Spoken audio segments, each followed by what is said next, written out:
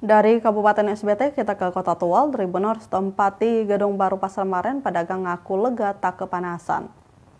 Ratusan pedagang yang direlokasi dari beberapa pasar di Kota Tual, Provinsi Maluku mulai menempati Gedung Pasar Maren.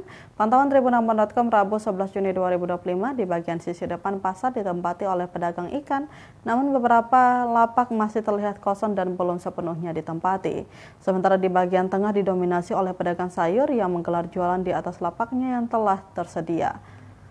Pada bagian belakang terlihat sejumlah pedagang 9 bahan pokok atau sembako mulai menempati toko dengan menggelar dagangannya. Kasmi Renyaan, 45 tahun, salah satu pedagang di Pasar Maren Tual, mengaku lega telah menempati gedung pasar baru. Dirinya mengatakan pedagang menempati tiap lokal bebas biaya alias gratis asal telah terdaftar di Disperindah Kota Tual. Sementara Nia, warga Ohoitel, mengatakan lebih mudah mengakses kebutuhan rumah tangga karena dijual di satu gedung saja.